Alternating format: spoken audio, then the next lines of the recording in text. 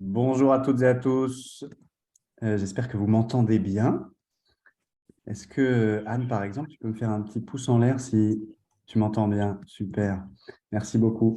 Bienvenue à toutes et à tous à ce webinaire qui est organisé à l'occasion de la publication de l'anti-guide de l'approche systémique, ou en tout cas des deux premières parties de l'anti-guide de l'approche systémique. Vous êtes près de 200 inscrites ce matin, c'est impressionnant. Comme je l'indiquais dans le chat à l'instant, deux choses avant de démarrer. N'hésitez pas à compléter le court sondage qui a dû apparaître au moment où vous avez rejoint le webinaire. On regardera ensemble les résultats dans un instant. Deuxième chose, le mode webinaire de Zoom qu'on a activé aujourd'hui parce qu'on est nombreux, il permet d'accueillir plus de 100 personnes, mais il ne permet pas aux participants de voir qui est présent, présente. Du coup, n'hésitez pas non plus, comme certains d'entre vous avaient commencé à le faire, à vous présenter en quelques mots dans le chat pour que chacun ait une idée de qui est présent. Nous avons la joie d'accueillir ensemble dans un court instant, puis je vois qu'ils sont déjà là, nos deux protagonistes, Anne Charpy et Cyril Tassard. Anne Charpy, qui est entrepreneur social, fondatrice de l'association Voisin Malin, et Cyril Tassard, qui se présente maintenant comme un entrepreneur-chercheur en approche systémique et qui est donc l'auteur de l'anti-guide de l'approche systémique. Bienvenue donc d'ores et déjà à tous les deux. Juste avant de commencer, je vois beaucoup de noms familiers parmi les participants, mais pas que. Donc je me présente rapidement, je suis Thomas Blétry, je travaille chez Ashoka depuis une douzaine d'années maintenant. J'investis ces derniers temps beaucoup d'énergie sur la question du changement systémique et de son financement. Il y a 3 ans maintenant, j'ai contribué aux côtés de beaucoup d'autres, dont certains sont présents ce matin, à faire éclore cette initiative Racine, que je copilote aujourd'hui. Et en parallèle, après avoir dirigé Ashoka France pendant un temps, je copilote aujourd'hui au sein d'Ashoka une équipe européenne qui cherche à diffuser, à rendre accessible, à faire adopter l'approche systémique au sein du secteur de l'innovation sociale. Donc, le webinaire de ce matin, il est organisé dans le cadre de l'initiative collective Racine. 2 mots sur cette initiative aussi pour celles et ceux d'entre vous qui la découvriraient. C'est une initiative collective dont l'objectif est de faire en sorte que l'approche systémique du changement, elle soit mieux comprise, davantage pratiquée et mieux financée, mieux accompagnée. Et pour ça, on cherche à accompagner une transformation culturelle au sein de l'écosystème du changement social, notamment en questionnant les façons de voir, de faire de l'écosystème philanthropique français, dont l'ADN nous semble particulièrement compatible avec l'approche systémique du changement, en tout cas en théorie au moins. Donc, c'est une initiative qui a été imaginée en 2020, lancée en 2021, il y a 2 ans maintenant, qui est coportée par la Fondation de France, la Fondation Bettencourt-Schweller, la Fondation Entreprendre, le collectif Entreprendre et Plus, l'ESSEC, Ticket for Change et Ashoka donc. Et c'est une initiative à travers laquelle on mène des actions de sensibilisation, un peu comme ce matin avec des webinaires, des actions de formation, plutôt à destination d'acteurs du monde de la philanthropie, jusqu'ici sous forme d'ateliers plutôt courts, d'une demi-journée. On est en train d'imaginer en ce moment un format plus long, sous forme de parcours, d'une douzaine de jours sur 9 mois. On vous en dira plus bientôt. On mène également des actions de recherche. On a notamment conduit des études quantitative avec l'Observatoire de la philanthropie de la Fondation de France et qualitative avec l'ESSEC, ou encore en soutenant des travaux comme ceux de Cyril. Et puis, on mène également des actions d'expérimentation plutôt qui sont menées par certaines des organisations qui portent l'initiative, qui sont des expérimentations sur elles-mêmes, pour se transformer elles-mêmes, ou sur certaines thématiques ou territoires donnés. Je vais mettre dans le chat le lien vers un site qu'on a créé qui s'appelle Agir à la racine, sur lequel vous retrouverez plein d'informations sur cette initiative. Le déroulé de ce matin sera le suivant. Juste avant de donner la parole à Cyril et à Anne, il se trouve qu'il y a une actualité chaude sur la question de l'approche systémique. C'est la sortie d'un numéro spécial de la Tribune Fonda, auquel Cyril a contribué d'ailleurs, et d'autres. Et Anna Maheu de la Fonda et Adèle Pellet de la Fondation de France nous en diront quelques mots. Ensuite, pendant 50 minutes, on rentrera dans l'anti-guide, mais par un angle un peu particulier, en décortiquant le cas de Voisin Malin. Et puis, on gardera un temps à la fin, 15-20 minutes, pour que vous puissiez poser vos questions. Alors, le sondage, si j'y arrive, je découvre cette fonctionnalité Zoom. Donc, j'espère que ça va marcher. C'est un test. Est-ce que vous voyez les résultats du sondage? Oui, je vois quelques têtes. Donc, je le découvre en même temps que vous. On a posé quelques questions pour mieux comprendre qui était dans la salle ce matin. Et donc, on a un bon équilibre entre fondation et association. Ça tombe bien parce que, je ne l'ai pas dit juste avant, mais ce qu'on cherche vraiment aussi à faire, c'est à faire exister cette conversation sur la question du financement du changement systémique entre deux acteurs qui parfois se parlent trop peu, que sont les financeurs et les financés, les fondations et les associations. Donc, extra, peu de pouvoir public, c'est un vrai enjeu pour nous au sein de l'initiative Racine, quelques entreprises privées, quelques structures d'accompagnement et quelques autres. Pour beaucoup d'entre vous, c'est le premier webinaire Racine, la majorité, quasiment les 2/3, extra. Bienvenue.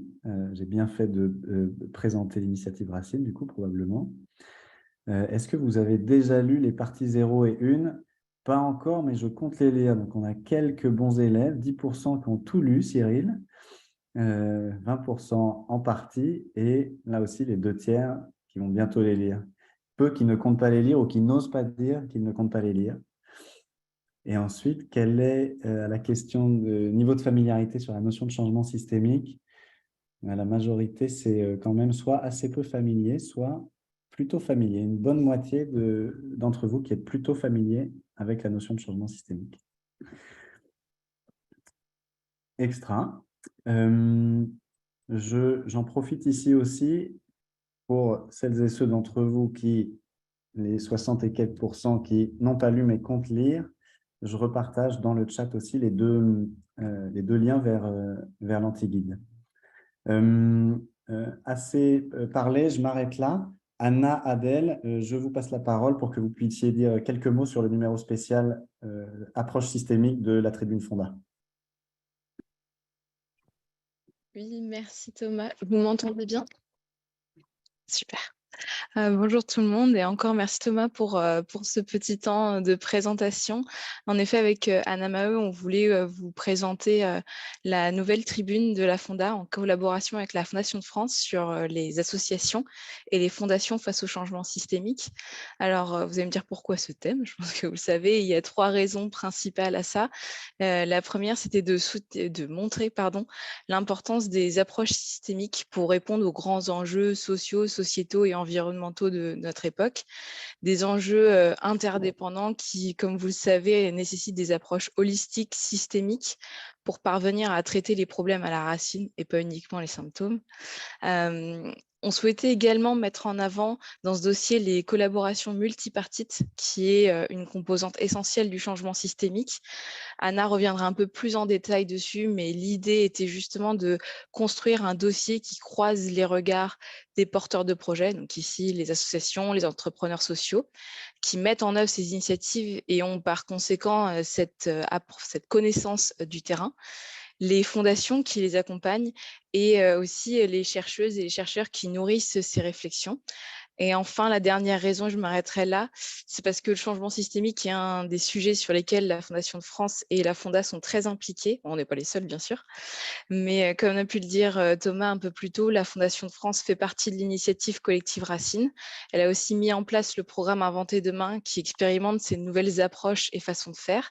Et la Fonda, quant à elle, rassemble un réseau d'associations qui portent des initiatives innovantes. Ils ont aussi écrit divers articles sur le sujet et ont publié récemment le guide méthodologique du faire ensemble qui accompagne les acteurs du monde philanthropique dans la structuration de coopération. Donc voilà un peu les 3 raisons principales et je laisse Anna à présenter un peu plus en détail la tribune. Bonjour à tous, vous m'entendez bien? Oui.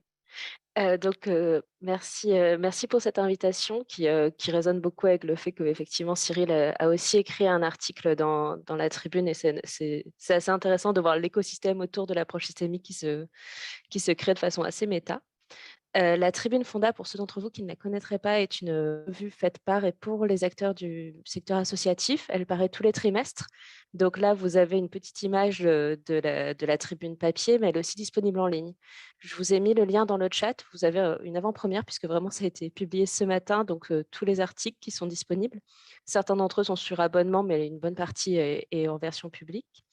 Pour vous faire une petite présentation de comment est-ce qu'on a construit ce dossier, c'est beaucoup appuyé sur les connaissances de la Fondation de France et aussi sur celles qui avaient été développées par Racine. Par exemple, les 2 études dont parlait Thomas en introduction, on les a reprises sous un format un peu plus graphique. L'outil de diagnostic développé par Racine, on l'a fait sous le format d'un quiz de plage. C'était très important pour nous d'avoir une approche vraiment didactique, que ce dossier soit une porte d'entrée vers les questions d'approche systémique, mais aussi une façon de voir comment c'était réellement mis en place. La particularité de notre revue, c'est qu'on donne beaucoup la parole au retour d'expérience. Donc là, on tient vraiment à remercier Racine qui est revenu sur son expérience, la Fondation de France qui nous a parlé d'Inventer demain, mais aussi des fondations dont on connaît un peu moins le lien avec les approches systémiques, comme la Fondation Crédit Coopératif ou la Fondation Apprenti d'Auteuil. Donc, vous trouverez dans ce dossier à la fois des articles assez pratiques, dans le sens où c'est des structures qui racontent ce qu'elles ont mis en place ou ce qu'elles voudraient mettre en place, puisqu'il faut être aussi assez humble sur les approches systémiques. Tout le monde aimerait en faire, mais est-ce qu'on y arrive vraiment? Et des articles un peu plus polémiques, notamment celui de Cyril, qui est vraiment dans la veine de son anti-guide de montrer les points de tension sur comment est-ce qu'on met en place ces approches systémiques, quelles questions ça soulève. Et là, c'est une petite boucle par rapport au sujet de dossier. C'est vraiment association et fondation, deux acteurs qui ont des fois un petit peu du mal à échanger et comment les approches systémiques peuvent être une façon de vraiment travailler ensemble. Donc, j'espère que ce numéro vous intéressera, nourrira vos réflexions et autres. Et je laisse la parole à Cyril qui va encore plus développer toutes ces questions. Merci beaucoup, Anna et Adèle. Je reprends un tout petit peu la parole juste avant de la transmettre à Cyril, mais promis, ça arrive très bientôt. Merci beaucoup à toutes les deux pour cette présentation de ce numéro spécial. Je me tourne maintenant vers Cyril et Anne. Une mini-introduction avant de leur passer la parole. Cyril, alors c'est écrit sur la slide entrepreneur-chercheur en approche systémique. Tu es aussi un entrepreneur social repenti, tu es le fondateur d'Infocus, et tu es donc l'auteur de cet anti-guide de l'approche systémique qui se destine particulièrement aux dirigeants associatifs, mais pas que. Et Anne, toi aussi, entrepreneur social, fondatrice de Voisins Malins. C'est une association qui a été créée en 2010, qui a eu un impact positif sur un peu plus de 10 000 familles, dans les quartiers qui concentrent les plus hauts niveaux de pauvreté en France. La raison d'être de Voisins Malins, c'est de renforcer le pouvoir d'agir des habitants et de recréer du lien à la fois entre eux et avec les institutions. Et si je ne dis pas de bêtises, mais je parle donc sous ton contrôle, c'est aussi plus de 20 implantations en France et un rayon d'action qui permet aujourd'hui à Voisins Malins de toucher environ 10% des habitants des quartiers les plus pauvres de France. Vous avez tous les deux prévu un échange en 4 temps pour parler d'approche directe, d'approche systémique, de la différence entre les deux, et si le temps nous le permet, d'un exemple d'analyse systémique. Pendant que Anne et Cyril échangent, je vais m'effacer pendant les 3 quarts d'heure qui vont venir. L'invitation pour les participants, c'est de poser vos questions dans l'outil questions-réponses proposé par Zoom. Normalement, c'est en bas de votre écran ou bien dans le petit onglet « Plus ». Vous pouvez cliquer sur Q et R, questions et réponses. Ce sont des questions qu'on peut collecter pendant leur échange et à la fin, on les fera remonter pour les leur poser. À vous, il est 9h18, on avait prévu 9h15, c'est pas mal. On se retrouve à 10h05 pour un temps de questions-réponses. Et du coup, Cyril, je te passe la main cette fois-ci. Merci Thomas. Je n'ai pas l'impression que je puisse démarrer ma vidéo. Je ne sais pas si vous m'entendez. Alors, on ça y est, bien. on m'a autorisé. Parfait. Bonjour tout le monde. Merci d'être présents si nombreux ce matin. Je ne sais pas si Anne est aussi promu panéliste pour qu'on puisse échanger. De toute façon, avant que je commence à poser des questions à Anne, je m'excuse d'avance, mais je vais prendre 3 minutes pour reposer quelques notions qui sont déjà présentés un peu dans l'anti-guide, mais sur lesquels j'ai envie de revenir pour être sûr qu'on se comprenne bien, qu'on comprenne de quoi on parle. Donc, je vais être très rapide là-dessus. Et ensuite, je vais plutôt poser des questions à Anne. C'est elle qui nous intéresse ce matin. Ce matin, effectivement, on va parler à la fois d'impact direct. Donc, l'impact direct, c'est qu'on cherche à répondre directement à un besoin social qui est identifié, un problème qui existe déjà, en fait. Donc, il y a des déchets, je vais ramasser les déchets, par exemple. Et on va parler aussi de changements systémiques qui consistent du coup à essayer d'éradiquer ou d'atténuer l'apparition d'un problème plutôt que d'agir sur le problème quand il existe déjà. Donc on pourrait se dire, c'est juste, est-ce que c'est juste prévenir plutôt que guérir? Oui, mais pas que. Parce que ce qui est intéressant dans cette notion de changement systémique, c'est que on cherche à éradiquer l'apparition du problème en modifiant le fonctionnement, la configuration en fait, du système qui provoque le problème. Et pourquoi j'insiste là-dessus, c'est qu'en général, on se dit, OK, bon, je veux éradiquer l'apparition du problème, donc il faut que j'agisse sur les causes du problème et pas sur les symptômes. C'est du bon sens, si on agit sur les causes, on va probablement faire disparaître le problème. Mais en l'occurrence, non, ce que nous apprend la pensée systémique, c'est qu'on ne peut jamais vraiment remonter, entre guillemets, aux causes d'un problème complexe, parce que la causalité est circulaire, en fait. Les causes sont aussi des effets, les effets sont aussi les causes, et du coup, en remontant en cause, en fait, on tourne un peu en rond. Je vais donner un exemple tout bête, mais si dans mon équipe, par exemple, j'ai un salarié que je trouve pas autonome, je vais le micromanager, je vais lui dire tout ce qu'il doit faire. Et en fait, en le micromanageant, je lui empêche d'avoir son autonomie. Donc, il va se laisser porter, il va faire simplement ce que je lui demande, ce qui va confirmer en fait à mes yeux qu'il n'est pas autonome. Et du coup, je vais poursuivre, voire augmenter mon contrôle, entre guillemets. Donc, ça fait des espèces de boucles comme ça, circulaires, dans laquelle on peut se demander où est la cause originelle, quelle est la cause et quel est l'effet. En l'occurrence, j'en sais rien. Par contre, là, j'ai juste décrit un mécanisme qu'on peut qualifier de systémique, à partir du moment où il est stable, il est auto-entretenu, il est circulaire, en gros.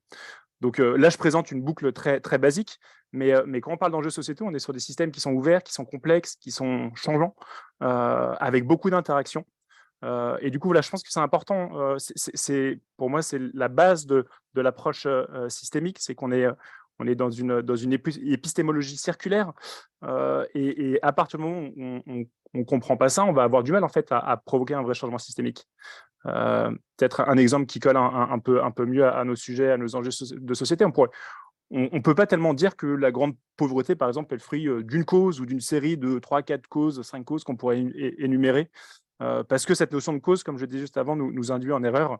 C'est des engrenages, c'est des mécanismes qui s'auto-entretiennent. Donc, on peut dire que les facteurs, les causes X, Y, Z favorisent la grande pauvreté, mais on ne peut pas se contenter de remonter à quelques causes racines et se dire on va agir dessus si on ne comprend pas comment ces causes sont liées au problème et sont potentiellement aussi des effets indirects ou directs de la pauvreté elle-même. Donc voilà, le changement systémique, c'est intégrer cette notion de circularité, comprendre aussi quels sont les modèles mentaux et les croyances qui renforcent cette circularité. Et du coup, c'est pour ça que tout l'anti-guide et une partie de la discussion va être dédiée à quelque chose qui, au-delà du changement systémique, donc essayer de changer le système pour atténuer ou éradiquer les problèmes, on va parler de cette approche systémique qui consiste à essayer de voir les mécanismes d'ordre systémique derrière les problèmes. Donc, je vous invite pour ça à lire l'Anti-Guide. Je ne vais pas prendre plus de temps à développer des notions, mais c'est important en tout cas d'avoir ces choses en tête, de se dire, l'approche systémique, c'est s'armer de la pensée systémique, de ces concepts, de ces outils, pour appréhender les problèmes sociaux de manière un peu différente, pas uniquement linéaire, pas uniquement remonter aux causes et agir dessus ou agir sur les symptômes, mais c'est de comprendre ce qui fait que les systèmes se tiennent, ce qui fait que des acteurs sont piégés dans des mécanismes auto-entretenus. Voilà, c'était juste les petits apports que je voulais poser en tout début d'échange. Maintenant, je vais plutôt passer la parole à Anne et lui poser quelques questions, rebondir de temps en temps. On voulait aujourd'hui vous présenter une étude de cas, celle de Voisin Malin, qui est une association en l'occurrence, que je connais bien pour en être administrateur et pour avoir longuement cheminé avec Anne sur ces sujets d'approche systémique. Je pense que c'est un exemple hyper intéressant parce que l'association est en plein dans ces questionnements, en plein dans cette démarche, avec une manière de faire qui lui est propre. Il n'y a pas une manière de faire de l'approche systémique, c'est très variable d'une association à l'autre, mais avec du coup des exemples très concrets, une vraie confrontation au terrain à ces difficultés aussi, et des apprentissages à partager. Donc sans plus attendre, Anne, je vais commencer peut-être par Thomas nous a fait un très court pitch tout à l'heure de Voisin Malin. Je ne sais pas si tu veux rajouter quelques mots en présentant ce que c'est que le cœur de Voisin Malin, de sa mission, en quelques mots, avant qu'on parle un peu plus spécifiquement de vos actions.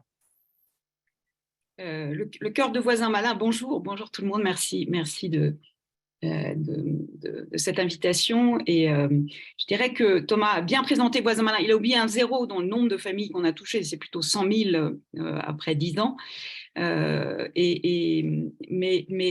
on part des habitants. Enfin, l'idée, c'est que dans les quartiers populaires, où il y a plus de 50% d'habitants qui vivent sous le seuil de pauvreté, il y a je dirais un manque de confiance en ses capacités et en l'institution qui entraîne un repli sur soi et un renoncement à agir. Et donc, c'est d'arriver à capter des dynamiques, des envies des habitants et d'organiser ça pour petit à petit remettre en mouvement les gens dans un accès à l'information, à l'action, à l'initiative et au service public. Et on fait ça en coopération avec le service public. Je n'en dirai pas plus, parce que tu veux me poser des questions précises, donc je ne vais pas tout déflorer. Voilà, on s'appuie sur les ressources qui existent dans ces quartiers, qui partent des habitants et aussi des acteurs qu'on arrive à identifier et qui sont nos alliés. Merci Anne. Alors moi j'aimerais bien que tu nous parles en quelques mots de ce que c'est qu'une mission de porte-à-porte, à quel besoin ça répond et du coup peut-être en quoi ça consiste en quelques mots. Et je remets juste le cadre de cette question. Comme le disait Thomas, on fait exprès de noircir un peu le trait entre guillemets en présentant ces actions sous leur angle un peu d'impact direct, de réponse à un besoin immédiat. Donc voilà, qu'est-ce que c'est qu'une mission de porte-à-porte, Anne ?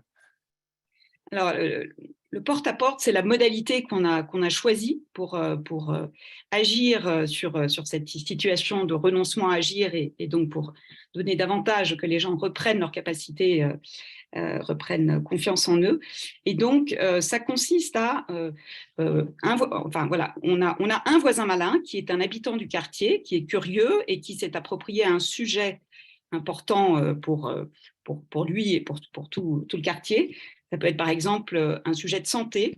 Donc, le voisin malin est salarié de l'association Voisin Malin, quelques heures par mois, en contrat à durée indéterminée et en partenariat avec un acteur. Donc, sur la santé, par exemple, ça peut être l'Agence régionale de santé qui a formé l'équipe des Voisins Malins qui est sur ce quartier à construire un message et en lien aussi avec l'atelier Santé-Ville qui est du côté de la municipalité.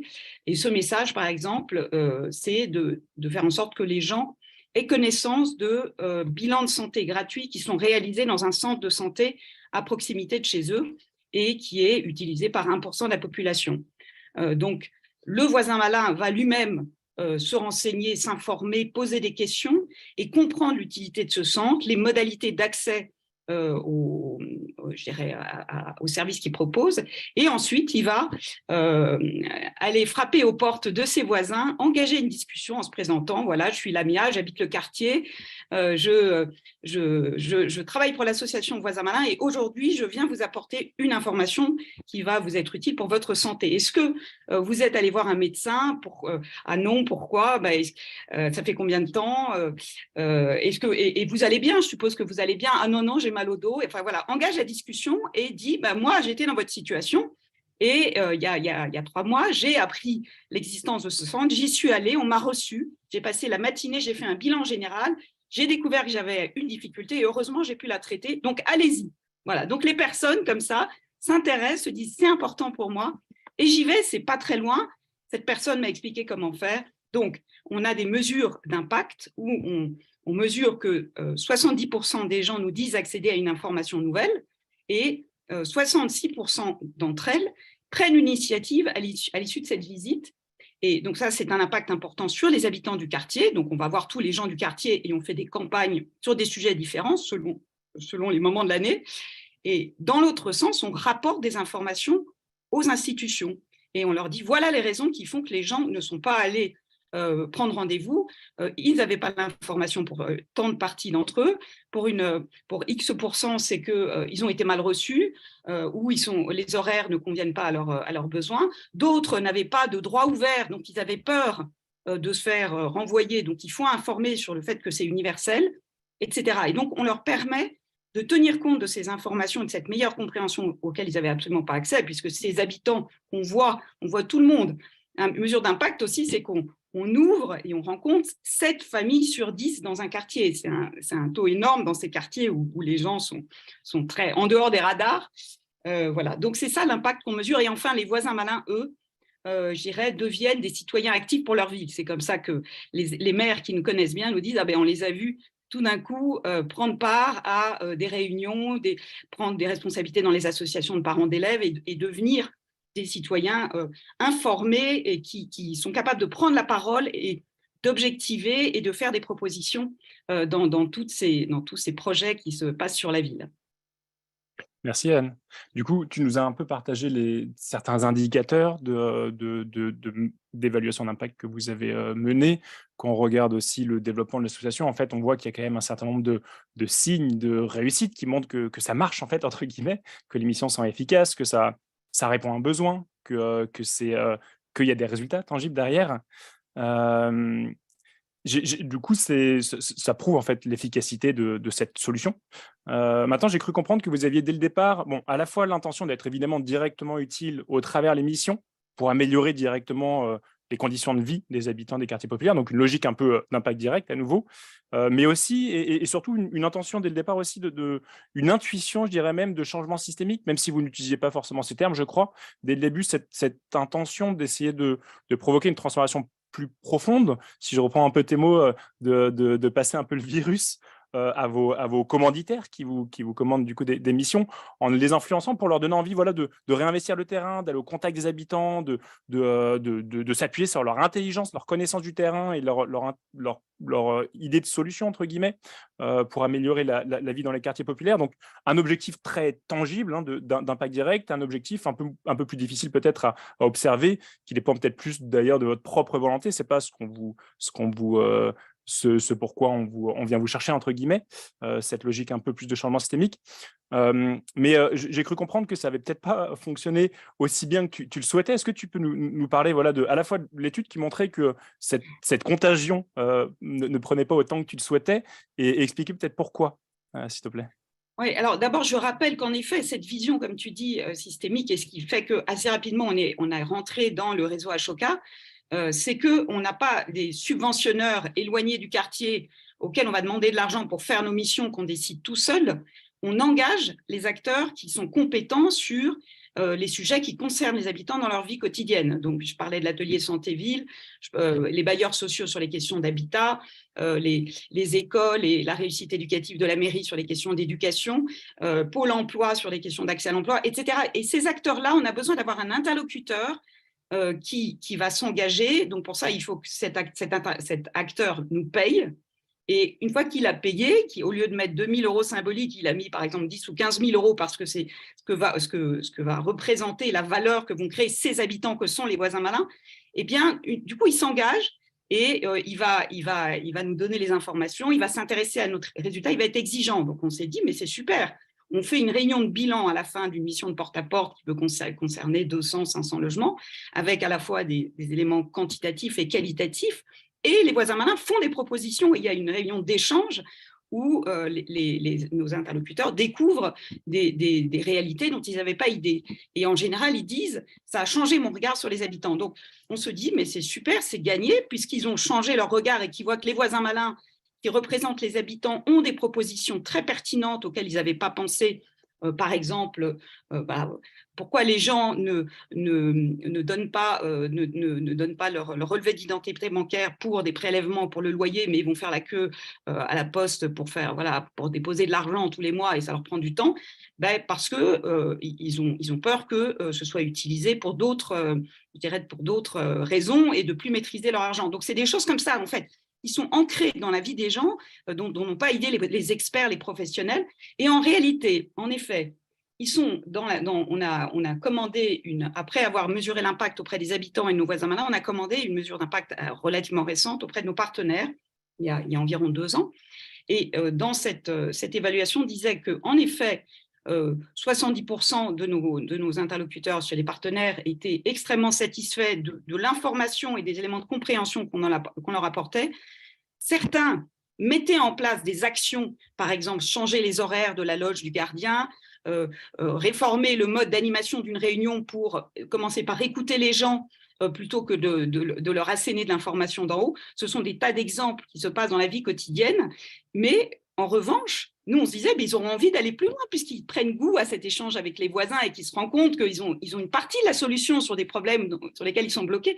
Pas du tout. En réalité, ils sont dit, c'est super, vous êtes là. Nous, on voudrait vous avoir partout. Donc, est-ce que vous ne voulez pas aller dans tel autre quartier? Et d'ailleurs, chez nos interlocuteurs, quand ils changent de lieu, de ville, un bailleur social qui est muté d'un département à l'autre, ils veulent qu'on les accompagne dans ce nouveau quartier. Donc, c'est embêtant parce que du coup, finalement, ils ne vont pas se changer eux-mêmes et Voisin Malin n'a pas vocation à se multiplier et à rajouter finalement un écran entre les institutions et les habitants. On est en train de tomber dans ce risque qui est précisément quelque chose que j'avais identifié au départ comme une situation à éviter à tout prix. Donc voilà. Je ne sais pas si j'ai répondu à ta question, mais… Si, complètement. En fait, c'est hyper intéressant parce qu'en langage systémique, on parle, enfin en tout cas dans certaines chapelles de l'approche systémique, on parle d'addiction, en fait, d'archétype d'addiction face à un enjeu quand justement face à cet enjeu, on se repose sur une solution de court terme qui est efficace du coup à court terme, mais qui ne résout pas en fait le problème à long terme et même qui potentiellement sape la capacité à adopter des solutions de long terme en fait. Donc je ne vais pas forcément développer cette notion d'archétype d'addiction, mais c'est un peu ce qui se passe finalement. Vous avez peut-être une solution qui marche trop bien et qui ne pousse pas, voire qui ne permet peut-être finalement pas les parties prenantes que vous aimeriez transformer, qui ne permet pas à ces parties prenantes de se transformer elles-mêmes, ou en tout cas qui ne les pousse pas à se transformer. C'est un peu ça, Anne. Complètement. Okay. Oui, c'est exactement ça. Et d'ailleurs, quand les gens viennent nous voir, ils ne viennent pas pour se transformer, comme tu l'as dit tout à l'heure. Ils viennent parce qu'ils ont besoin, ils pensent qu'ils vont juste passer l'information aux gens. Nous, on leur rapporte de l'information. Ils n'avaient pas idée et des idées. Ça, ils n'avaient pas anticipé la valeur. Donc ça, c'est déjà énorme. Et ils se mettent à réfléchir autrement, à se questionner. Mais moi, je pensais que l'étape d'après, c'est qu'ils réinvestissent les quartiers. En fait, on n'en est pas encore là. Il faut activer d'autres leviers pour arriver à ce résultat-là. Je fais un petit écart sur la question de ce qu'on regarde, en fait, et notamment, tu as parlé des missions d'évaluation d'impact social que vous avez pu avoir. En fait, si on regarde seulement l'effet immédiat de nos actions, si on évalue ou si on retient éventuellement de ces évaluations, seulement si oui ou non nos actions ont atteint leur objectif, qui peut être un objectif plutôt de court terme, de répondre à un besoin, en l'occurrence, là, un besoin social identifié dans un quartier, on ne voit pas forcément les effets de bord, en fait, les effets pervers potentiellement qu'on provoque. Et d'où cet enjeu de l'approche systémique, c'est d'essayer d'avoir une vision un peu plus large du système pour essayer de voir ces fameux effets de bord. Ces effets de bord, c'est en fait les effets indésirables qu'on provoque potentiellement autre part dans le système ou même dans un autre système, souvent à un peu plus long terme. Et il faut pour les voir. Et du coup, on va être en capacité de les voir en fonction de notre capacité à voir en fait, le système, à avoir une vision qui est assez large. Et en fait, je dirais même que c'est tout l'enjeu, toute la difficulté des effets de bord. Si, par principe, en fait, ils sont en général involontaires, ils sont discrets, ils sont long terme, ils apparaissent potentiellement autre part dans le système, autre part que là où on agit directement. Tout simplement parce que voilà, si on provoquait des effets pervers, entre guillemets, qui sont hyper visibles, hyper court-termistes sous notre nez, on les voit, on est obligé d'agir autrement, du coup, ils disparaissent. Donc finalement, les effets de bord qui restent, par définition presque, c'est ceux qui sont discrets, qu'on ne voit pas, qu'on a du mal à regarder. Et en l'occurrence, du coup, si on a une approche vraiment saine, en fait, vis-à-vis de notre mission et de notre vision en tant qu'acteur de l'intérêt général, on devrait justement, à mon avis en tout cas, vraiment chercher hyper proactivement à trouver ces effets de bord pour s'y confronter, plutôt que les ignorer, se les cacher, quelles que soient les raisons, même si évidemment c'est super difficile parce qu'on n'a pas vraiment l'habitude de les chercher, ça ne fait pas plaisir à chercher évidemment, d'aller voir quels sont les effets néfastes qu'on peut produire malgré nous quelque part dans le système. On n'est pas non plus financé pour ça.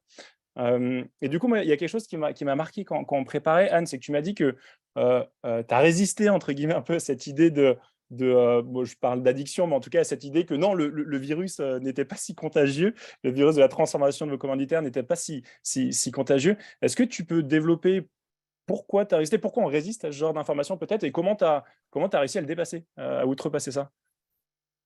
Oui, je pense que j'ai résisté parce que déjà, moi, j'ai tendance à faire confiance aux gens et je m'appuie sur l'idée que chez les habitants comme chez nos interlocuteurs du service public, il y a une envie de dépasser les difficultés, il y a une envie de faire mieux. Et donc, à partir du moment où ces interlocuteurs du service public comprenaient l'intérêt de travailler avec des habitants, que c'était possible, que c'était assez facile à organiser, pour moi, c'était pas compréhensible qu'ils aient pas envie de le généraliser en réalité. Donc là, il y a un truc qui m'échappe. Et franchement, par rapport à mes convictions et le moteur de mon engagement, ça buguait.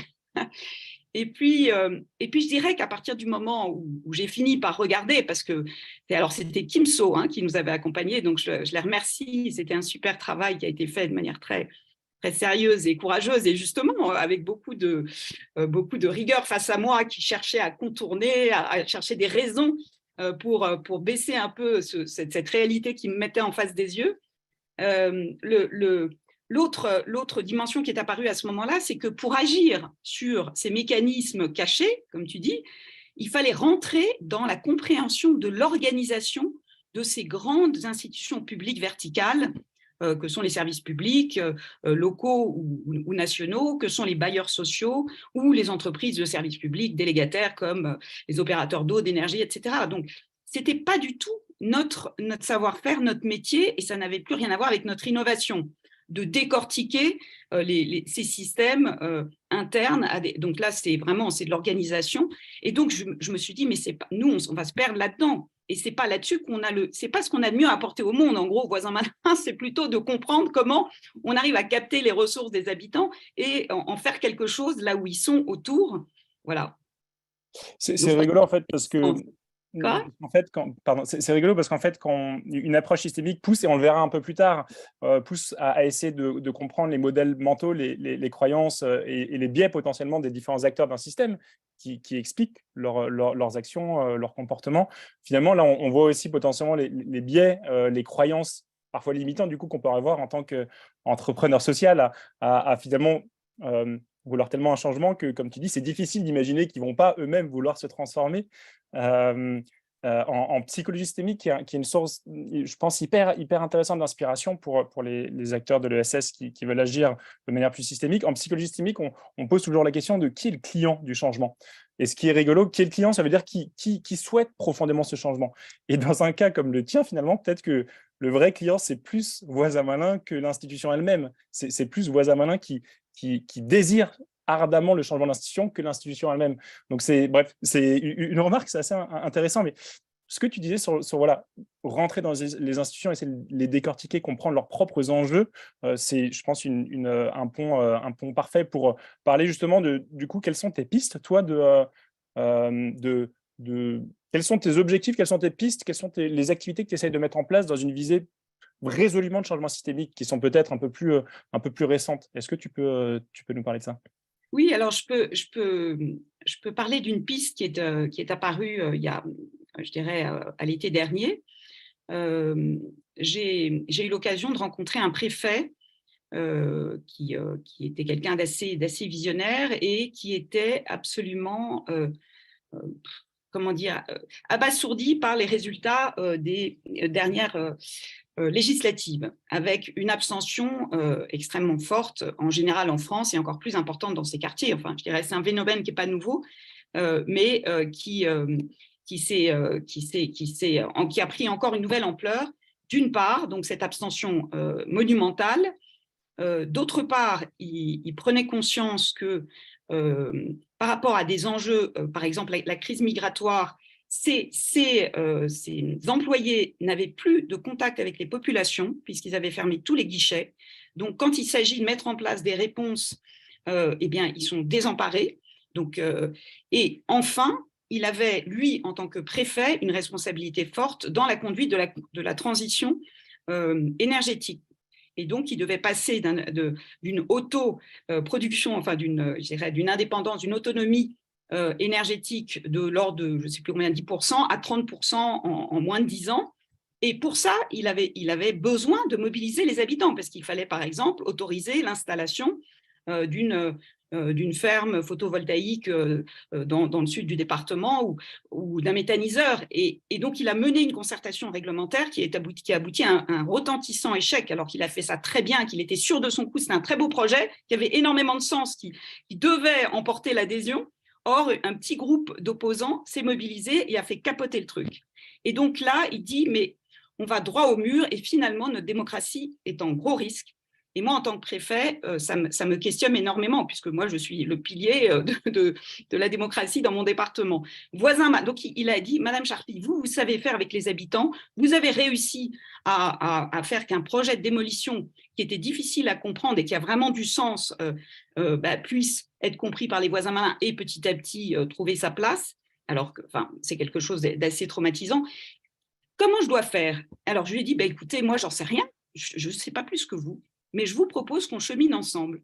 Et donc, je vous propose qu'on crée les conditions sur un sujet lancinant qui n'a pas marché, d'un dialogue entre des agents de services publics de proximité qui sont responsables chez vous, 2 ou 3 personnes de la ville et quelques habitants, et on va créer un cadre de travail complètement inédit dans lequel on va pouvoir se dire les choses. Et moi, je serai un peu le facilitateur de ces relations et du fait que le cadre soit respecté. Et on va pouvoir se dire la vérité de ce qui ne marche pas. Et donc, il m'a dit, génial. Je lui dis, pour ça, j'ai besoin de rencontrer une dizaine de vos agents qui seraient motivés et qui ont des vrais projets, qui ont tenté des trucs qui ne marchent pas.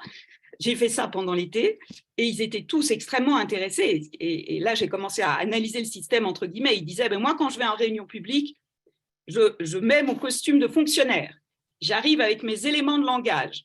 Je dois être la parole du préfet, donc il ne faut surtout pas que je me trompe. Je lui dis, mais vous vous rendez compte, quand vous vous présentez aux habitants comme ça, et vous voulez qu'eux, ils vous parlent vrai, vous avez mis votre armure de fonctionnaire d'État, et en face, ils mettent leur armure d'habitant. Donc, chacun est dans ses postures et campé, et on ne peut pas se dire les vrais sujets. Chacun a des vraies raisons, a des arguments, est fort, et donc on va être dans un dialogue de sourds. Je vous raconte un peu des choses qui paraissent évidentes, mais voilà. Donc, et du coup, j'ai rapporté ça à ce préfet qui m'a dit, mais Banco, on signe une convention, vous avez le droit on crée un système où les règles habituelles seront levées. Donc, on crée un peu une espèce de sas comme ça d'expérimentation où on va tester une approche nouvelle, la documenter et voir si ça marche, quels sont les ingrédients de ça pour pouvoir ensuite le reporter ailleurs. Voilà, donc ça c'est un exemple que je trouve assez passionnant et qui conduit, et pour le coup, on ne fait pas de porte-à-porte. C'est vraiment pas du tout ça. Ce sont les ingrédients qui ont marché dans Voisins Malins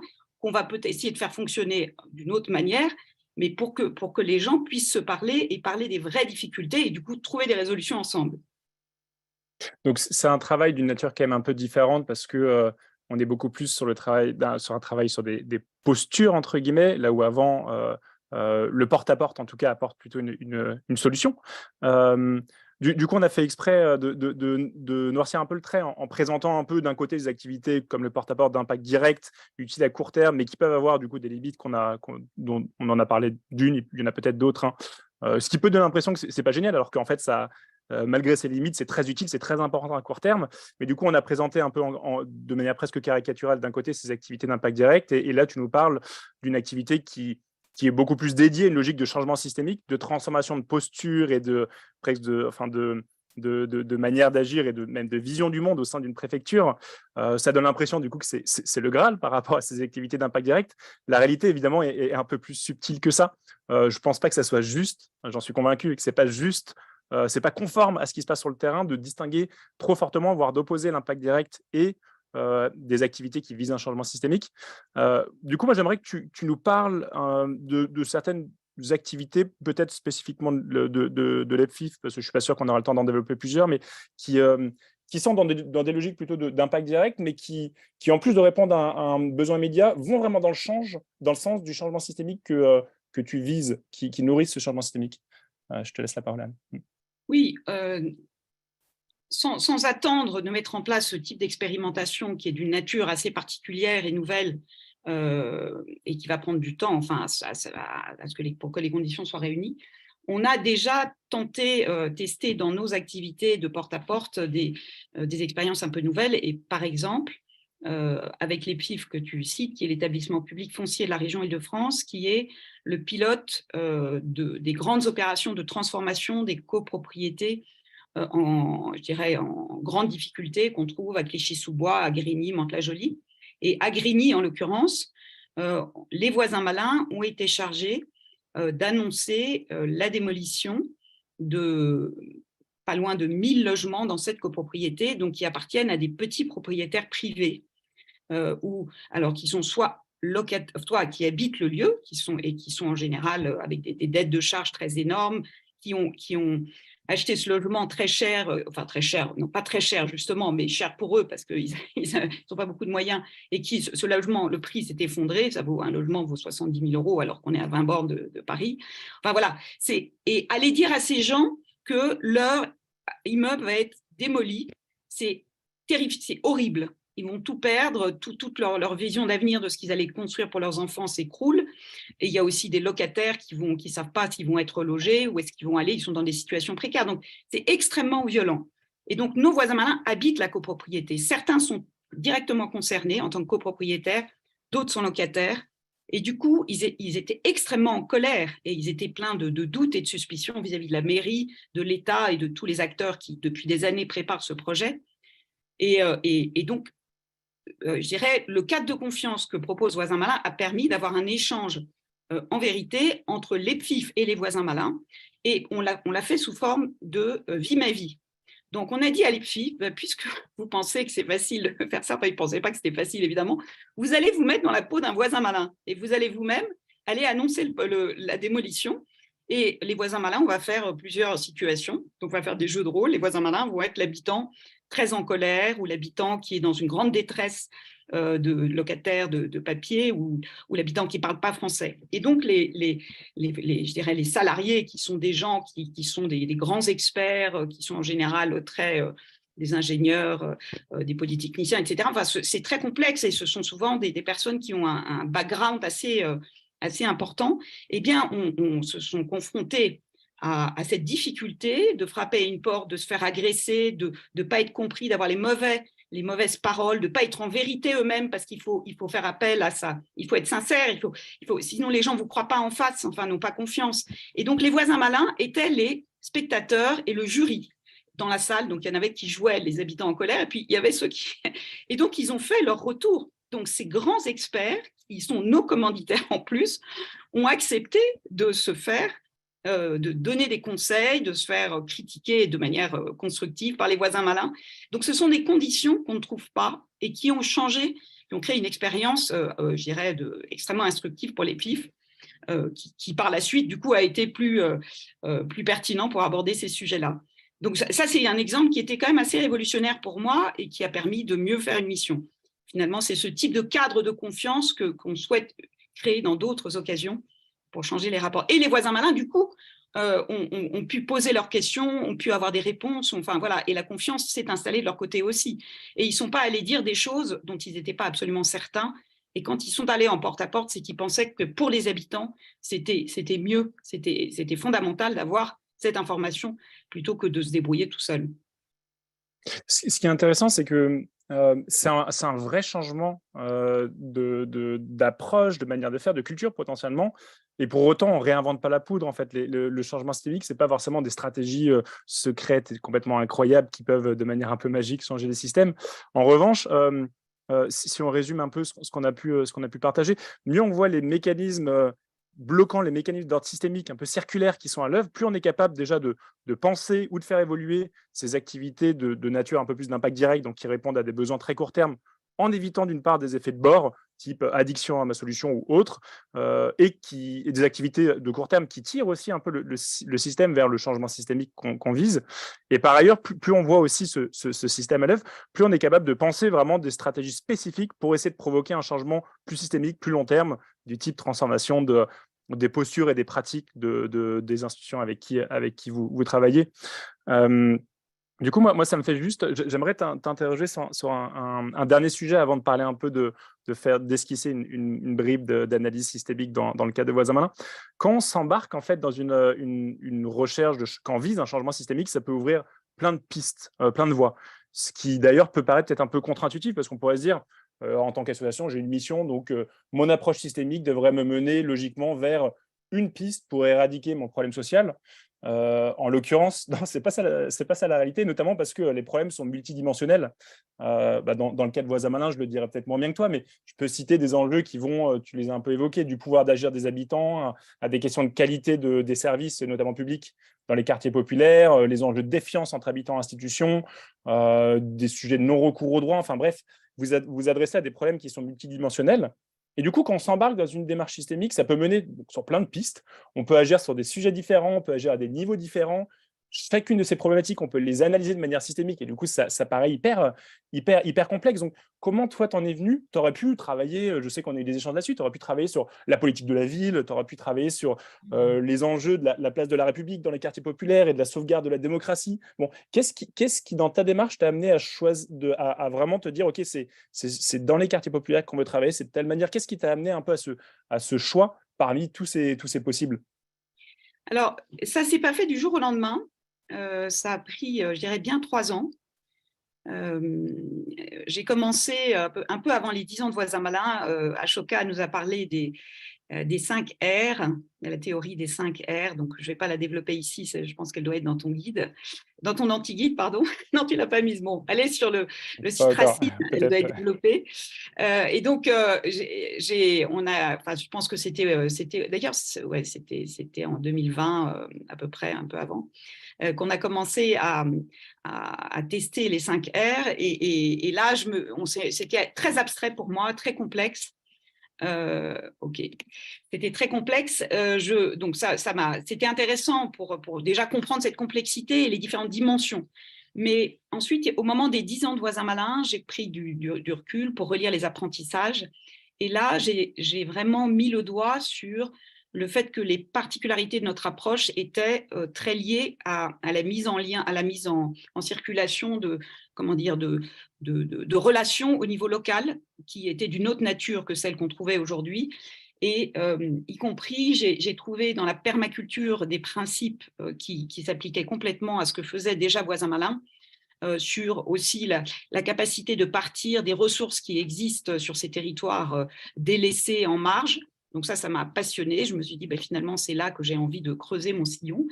Et pour finir, Cyril, on a travaillé ensemble et on s'est testé dans un atelier avec des collègues sur l'analyse des parties prenantes de notre action sur un territoire. Donc, on avait les bailleurs sociaux, la mairie, les services de l'État, les associations, des autres associations d'habitants. Et à chaque fois, on essayait de voir qu'est-ce que idéalement on souhaiterait qu'elles fassent et comment on va les conduire à cette action-là. Donc, en fait, on raisonnait de manière très verticale avec tous ces acteurs qui étaient sur des thématiques et qui étaient en parallèle. Et on était un peu donneurs de leçons d'ailleurs, hein. C'était un peu compliqué comme exercice, mais je me retrouvais pas, j'étais très mal à l'aise, je te disais, parce que finalement, notre logique à nous, c'est plutôt on n'est pas dans des expertises thématiques, mais notre sujet, c'est de recréer du lien de proche en proche, donc entre l'habitant et le gardien d'immeuble, ou l'habitant et le travailleur social, ou l'habitant et la personne qui fait travailler à la sortie des écoles. Enfin, voilà, ça se fait assez bien, ou l'instit. Et donc, c'est vraiment, mais c'est quelles que soient les thématiques et les institutions, finalement, la mécanique est la même. Et on est plutôt dans ce cercle qui part des habitants et qui s'élargit avec les gens qui sont directement en contact avec eux, qui eux-mêmes, ensuite, il y a un deuxième cercle qui est plus leurs responsables, ensuite, il y a ceux qui décident et qui font les politiques. Mais donc, c'est cette histoire de cercle de proximité. Et là, je me suis dit, ce qui est intéressant, c'est de sortir de la logique un habitant, une institution en porte-à-porte, même si on a nos équipes de Voisin Malin, en activant un peu un cercle horizontal, multi-acteurs, avec les habitants. Et je me suis dit, pour finir, moi, j'ai envie d'aller dans cette direction, puisque je crois que c'est vraiment là-dessus qu'on a quelque chose à apporter, mais ça ne peut pas se faire qu'en chambre et en exercice d'analyse des systèmes. Pour comprendre, il faut être dans l'expérience. Donc, il faut créer les conditions d'une expérience nouvelle. C'est celle que j'aimerais aller avoir, par exemple, avec cet exemple sur le préfet dont on parlait tout à l'heure.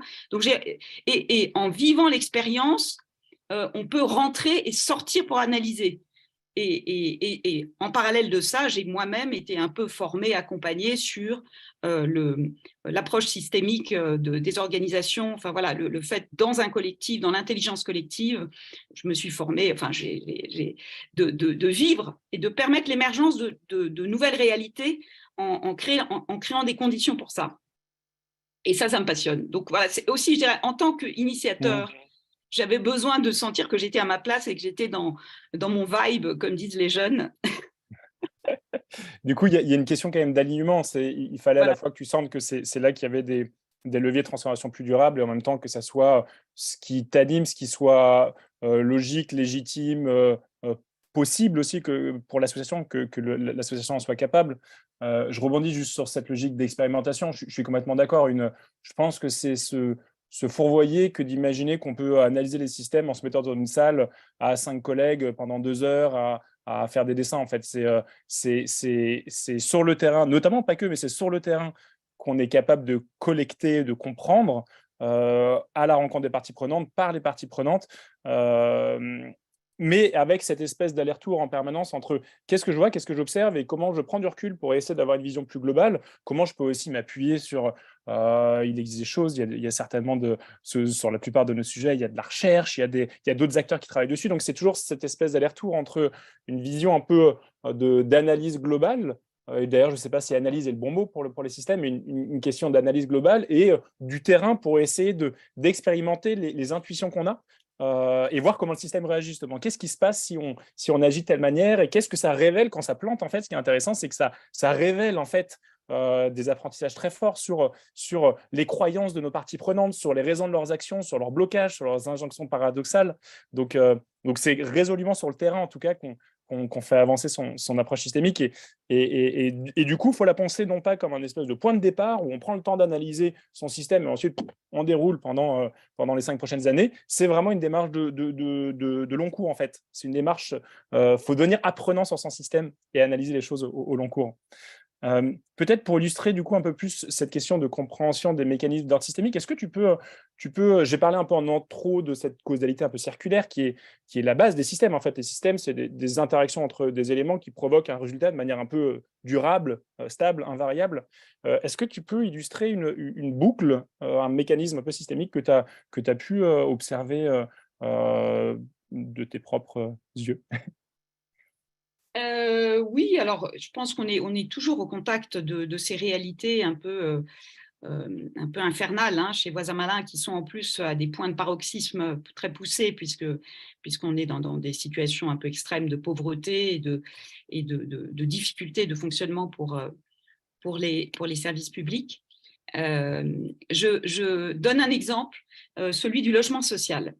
Dans les quartiers où on est, donc les bailleurs sociaux, enfin il y a des copropriétés, mais il y a surtout du logement social avec des gens qui sont présents dans ces quartiers, qui gèrent les immeubles où habitent les habitants. Et donc, la tendance aujourd'hui, c'est que comme c'est très difficile et qu'il y a pas mal de menaces pour les gardiens d'immeubles et les personnels de proximité, les agences du logement social de plus en plus ont cherché à faire des équipes de gardiens qu'elles ont rassemblées, du coup, qui sont sur plusieurs quartiers. Donc, il n'y a pas forcément une loge de gardiens, il n'y a plus beaucoup de loges de gardiens finalement qui sont dispersées dans les immeubles. Et du coup, ça donne de meilleures conditions de travail et plus de satisfaction aux gardiens, et puis un travail d'équipe qui a du sens aussi. Mais en face de ça, on a des habitants qui n'ont plus d'interlocuteurs. Quand ils ont des difficultés, quand ils ont des problèmes, les gardiens sont censés être vraiment le visage du bailleur et ils prennent beaucoup de choses sur la figure. Et donc, pour les habitants, c'est extrêmement frustrant. Et les bailleurs qui mettent en place ces nouvelles organisations et qui aussi dématérialisent, donc ça, c'est également la réalité qui est peut-être… qui a certains avantages, mais aussi beaucoup d'effets pervers, eh bien, les bailleurs font des réunions publiques pour expliquer les raisons et pour dire on va chercher ensemble des solutions pour que ça se passe bien pour vous quand on va créer un site internet où vous allez pouvoir échanger directement avec nous. Et les habitants les seuls habitants qui viennent à la réunion de manière classique, ce sont des habitants qui sont informés, qui sont dans les amicales des locataires. On est bien content qu'ils soient encore là, mais ils sont extrêmement en colère et souvent, ils n'ont plus tellement de contact eux-mêmes avec les autres habitants. Ils viennent avec un autre sujet. Nous, on a des problèmes de cafards. Vous n'avez pas, voilà, c'est où le digicode ne fonctionne pas depuis 6 mois, vous ne l'avez toujours pas réparé, donc il y a des squatteurs dans l'immeuble. Enfin voilà, ils viennent et c'est une énorme colère de ne plus avoir d'interlocuteur. Donc, ça crée des situations extrêmement violentes pour les salariés qui sont venus à cette réunion avec une bonne intention et donc qui, du coup, se retrouvent… Alors, il y a des arrêts maladie, enfin voilà. Donc, ça, je dirais que le phénomène se renforce. Et alors là, moi, j'ai un exemple qui m'est venu quand on a préparé. En étant en porte-à-porte avec une voisine maligne, j'arrive chez une dame qui était une dame très, je dirais, courageuse, une locataire qui était là depuis longtemps dans son appartement, et elle avait au milieu de son salon une énorme bassine avec, sous le lampion qui éclairait la pièce, il y avait une énorme fuite qui tombait. Et elle me dit, ça fait 6 mois que ça dure. On a des affiches dans le hall avec un numéro à appeler. J'ai appelé 10 fois, 20 fois, jamais on m'a répondu.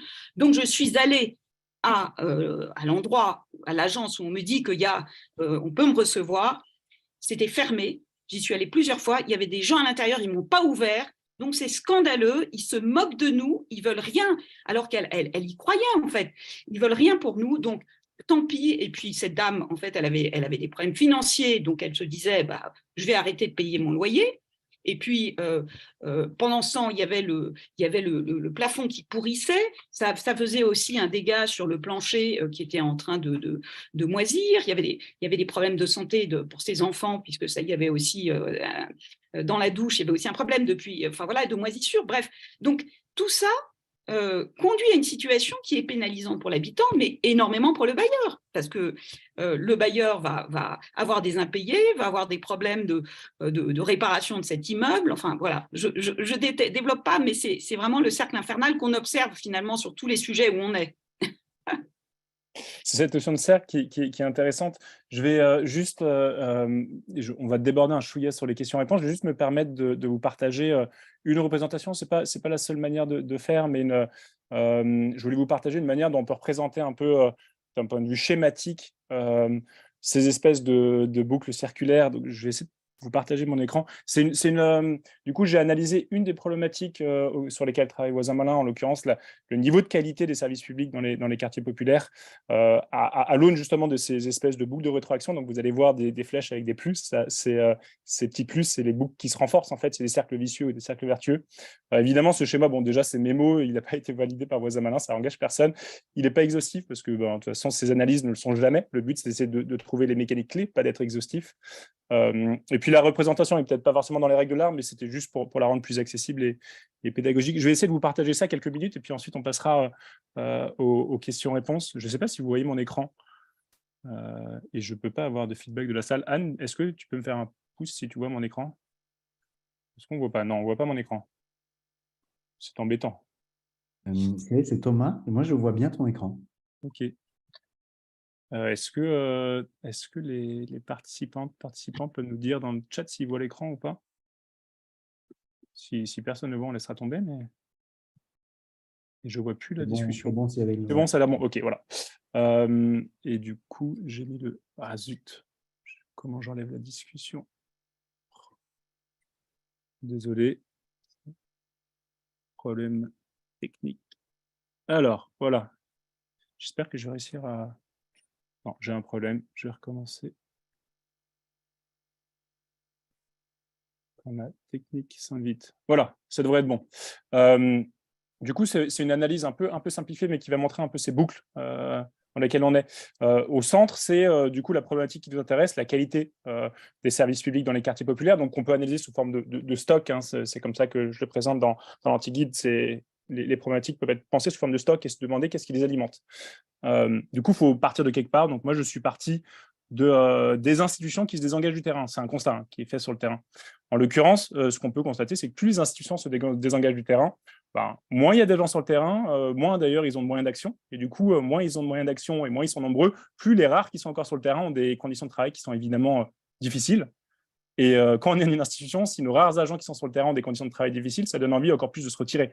On n'a pas envie de les envoyer au casse-pipe. Et par ailleurs, moins on a d'agents qui sont sur le terrain avec peu de moyens, plus on va fermer des services parce qu'on n'a plus les moyens de les maintenir, et ou chercher à dématérialiser en se disant ça va être plus simple, on n'a pas d'agents, autant dématérialiser. Or, et notamment sur cette question de dématérialisation, quand on sait les enjeux de fracture numérique qui peuvent exister, ça réduit en tout cas la qualité de service public dans les quartiers populaires, ça les rend moins accessibles. J'ai mis deux causes pour montrer qu'il y a, on pourrait en mettre une pléthore, et elles paraissent être exogènes un peu, mais voilà, il y a des économies à réaliser par l'État et les collectivités. Il y a peut-être un désintérêt aussi des classes populaires qui votent peu. Donc ça, c'est des choses qui nourrissent le désengagement des institutions. Je les présente comme des facteurs externes, mais ce n'est pas forcément les causes racines. C'est juste pour montrer qu'il y a un certain nombre de facteurs qui influencent ce désengagement. Donc, je suis parti de là, ça ne veut pas dire que c'est l'origine du problème. Si on développe un peu, du coup, ces conditions de travail difficiles pour les agents, évidemment, plus on a des conditions de travail difficiles, moins grande est notre motivation. Si on n'a pas les moyens de bien faire son boulot, on ne risque pas d'être motivé. Et du coup, entre les conditions de travail difficiles, le faible nombre d'agents et une motivation faible, ça fait que les agents sont plus en capacité de faire du bon travail et du coup de maintenir des services publics de bonne qualité dans les quartiers populaires. Et là aussi, il y a une petite boucle qui se crée, c'est que moins les agents sont en capacité de faire du bon travail, moins les agents vont être écoutés par les institutions. Les institutions ne vont pas écouter des agents qui délivrent pas, entre guillemets. Mais évidemment, ça marche dans l'autre sens, c'est que moins les institutions les écoutent, moins les agents sont en capacité de faire du bon travail. S'ils remontent 5 fois une information et qu'on ne les écoute pas, en fait, ils ne sont pas capables de faire bien leur boulot. Si les choses ne changent pas quand ils le demandent, ça va pas aller dans le bon sens. Et du coup, ces agents qui ne sont pas écoutés par les institutions, ça pousse les institutions à se désengager du terrain. Si finalement on a des agents sur le terrain qu'on n'écoute pas, à quoi ça sert? Autant ne pas en avoir, entre guillemets. Donc on voit ces espèces de mécaniques qui se mettent en place, qui évidemment se font au détriment de la qualité des services publics dans les quartiers populaires. Je caricature évidemment un peu, mais c'est pour montrer un peu les mécanismes à l'œuvre. Si on se penche un peu sur les habitants, côté habitants, évidemment, si on a des services publics de piètre qualité, de moins bonne qualité que la moyenne nationale, clairement, on est en colère contre les institutions. Et plus les habitants sont en colère, ce que tu décrivais tout à l'heure, Anne, plus ça rend les conditions de travail difficiles pour les agents. Du coup, ils sont moins en capacité de faire du bon boulot. Du coup, les services publics sont de moins bonne qualité, ce qui augmente la colère, etc. Et par ailleurs, des habitants en colère qui, par ailleurs, sont peut-être pas très informés sur un certain nombre de services. C'est des choses que vous rencontrez souvent, Anne aussi, ou pas toujours intéressés, peut-être, j'en sais rien, c'est une question. Ça fait que les services qui sont proposés sont sous-utilisés. Il y a beaucoup de non-recours, il y a des services qui ne sont pas utilisés. Du coup, si on ouvre des services qui ne sont pas utilisés, on finit par les fermer. Et du coup, ça se fait toujours au détriment de la qualité des services publics. On peut creuser encore un peu. Si les habitants sont en colère, ils ne sont pas dans des logiques de coopération, tu l'as un peu décrit tout à l'heure, Anne, cette boucle-là. Et du coup, plus les habitants sont dans des logiques de défiance et ne souhaitent pas coopérer, moins on risque d'écouter leurs besoins et les solutions qu'ils peuvent proposer du terrain. Et ça, c'est aussi nourri par le fait que des agents qui ont des conditions de travail difficiles sur le terrain ne sont pas en mesure de faire remonter les solutions ou les besoins du terrain. Et puis, comme tu disais, les institutions qui sont très verticales, elles ont une culture qui ne pousse pas en fait à écouter ces besoins. Donc bref, si on n'écoute pas les besoins du terrain et les solutions du terrain, les services publics sont mal adaptés, globalement, ou pas assez bien adaptés, et ça se fait au détriment de leur qualité. Et évidemment, donc, on pourrait mettre des flèches dans tous les sens, c'est des choses qui se nourrissent, mais j'ai rajouté celles qui montrent que, en fait, moins on est à l'écoute des besoins et des solutions du terrain, moins les agents, évidemment, sont capables de faire leur boulot, en fait. Moins ils sont en capacité de faire du bon travail. Pour éviter d'avoir cette espèce de biais qu'on a souvent de se dire on voit les choses dans notre système et puis on met des frontières autour de notre système, je vais montrer qu'évidemment cet enjeu de qualité des services publics, c'est connecté à d'autres grands enjeux qui ne sont peut-être pas directement les objectifs sur lesquels travaille Voisin Malin, mais vous y travaillez évidemment indirectement. C'est l'enjeu de langage des institutions. Tu en as parlé tout à l'heure de langage des institutions, Anne. L'enjeu de maîtrise du français qui est pas toujours parfaite pour un certain nombre d'habitants dans les quartiers. L'enjeu d'appropriation des codes. Donc, en fait, s'il y a des institutions qui ont un langage abscon face à des personnes qui ne maîtrisent pas toutes bien le français et qui ne connaissent pas les codes, de fait, les services ne seront pas adaptés. Et on a une utilisation moins bonne, toutes choses égales par ailleurs, à qualité de service égale, on utilise moins bien les services, en fait. Évidemment, ça, on pourrait se dire, c'est une espèce de données exogènes, le taux de pauvreté, la maîtrise du français, etc. Mais en fait, ça, c'est nourri par le niveau de qualité des services publics. En fait, plus la qualité des services publics dans les quartiers populaires est faible, moins il y a de chances qu'on aille à contre-courant en termes de taux de pauvreté. En fait, ça va maintenir ces taux de pauvreté, ça ne va pas aider à s'approprier les codes, ça ne va pas aider à mieux maîtriser le français pour les habitants qui en auraient besoin, etc. Un dernier élément, ça c'est pour montrer dans cette logique systémique qu'on essaie de regarder les espèces de boucles qui dégradent ou qui maintiennent des systèmes à des niveaux vraiment sous-optimaux, et puis on peut voir un peu quels sont les mécanismes inverses, entre guillemets. Donc c'est ce qu'on appelle des boucles de rétroaction équilibrantes. En fait, on peut voir un phénomène qui est assez simple, qui est que par définition, les quartiers populaires, c'est des quartiers où il y a des taux de pauvreté importants, et du coup régulièrement on nous annonce des grands plans spéciaux pour les quartiers populaires avec où on met des chèques pour essayer d'améliorer les choses. Donc, avec des budgets fléchés vers ces quartiers populaires, on pourrait se dire que ça crée un peu l'effet inverse. Si on débloque des moyens supplémentaires de temps en temps pour les services publics dans les quartiers populaires, notamment, ça devrait augmenter leur qualité. Après, évidemment, si on n'est pas à l'écoute des besoins et des solutions du terrain, on va mettre plus de moyens dans des services publics peu adaptés, et du coup, ça ne va pas vraiment augmenter cette qualité. Et peut-être dernier aspect qui me semble très important, là j'ai décrit surtout des interactions, des comportements, des actions, donc des mécanismes. En fait, on peut rajouter la couche de croyances ou de modèles mentaux qui expliquent en fait ces comportements et qui sont aussi nourris, ces croyances sont nourries par ces comportements. C'est ce que j'ai mis dans les espèces de bulles. Donc, on voit par exemple que les institutions, je caricature aussi, mais on pourrait se dire, voilà, les habitants sont désassistés, il n'y a que nous qui sommes capables de trouver des solutions. Donc, si on croit ça, évidemment, on ne va pas écouter les besoins du terrain.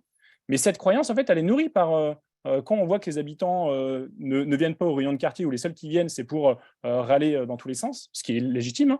En fait, on va vraiment se dire, voilà, c'est nous qui trouvons les solutions, c'est pas eux. Eux, ils viennent juste pointer du doigt les problèmes.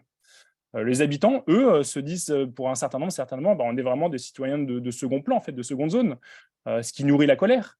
Mais en fait, ça, c'est alimenté par le fait que la qualité des services publics est faible. Et du coup, quand ils vont dans des quartiers plus riches, ils voient bien que ce n'est pas la même qualité de services publics, et ça nourrit cette croyance d'être des citoyens de seconde zone. Côté institution, ils peuvent se dire assez logiquement, entre guillemets, mes agents ne sont pas motivés, ils ne m'aident pas à résoudre les problèmes.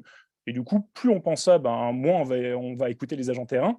Et c'est nourri par le constat de la faible motivation, des arrêts maladie. C'est nourri par le fait qu'on a l'impression qu'ils ne sont pas en capacité de faire du bon boulot.